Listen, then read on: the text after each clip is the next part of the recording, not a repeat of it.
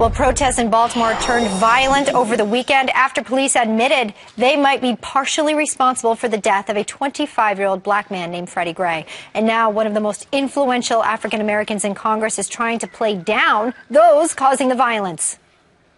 At the end, there was a few people who said, we're gonna turn this city down. We're gonna close it down. And the next thing you know, we had a few people, mainly from out of town, to come and to start beating up on police cars and throwing all kinds of projectiles. But the fact is that for the most part, it could have been worse. Wow. Well, Fox News legal analyst Peter Johnson Jr. joining me now. So, Peter, could have been worse. Well, that's the failure of leadership that we have in this country, that when you say something like that, it could have been worse, you're in a sense validating the violence. There's not an explicit validation or endorsement. Of course not. Congressman Cummings wouldn't do that. But what you're doing is defining deviancy down. What you're doing is creating a lower bar for American behavior to say, well, it could have been worse. Well, why could it have been worse? It could have been worse because the act that provoked this violence was something that was really heinous, really disturbing and extreme.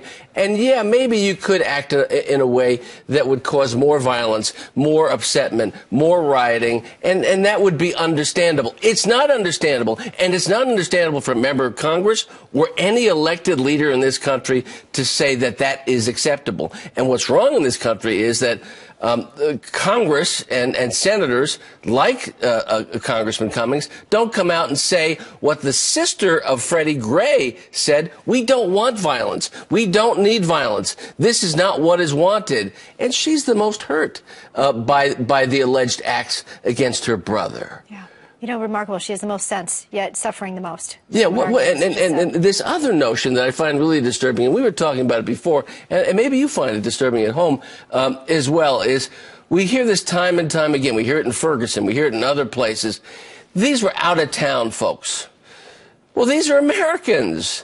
Yeah. Whether they're from Baltimore, whether they're from Ferguson, or whether they're from anywhere else, these are folks who are trying to do harm to the fabric of a community. It doesn't help black Americans. It doesn't help white Americans. It doesn't help anyone. We need a single standard of justice for police officers and for people, whether they're black, white, or any color that they are. If the police officers are wrong, 6 of them have been suspended with pay. If they're wrong, they'll be indicted and they'll be convicted. We don't know what happened. We know it shouldn't have happened. We know that Freddie Gray had 3 fractured vertebrae in his neck and a crushed windpipe.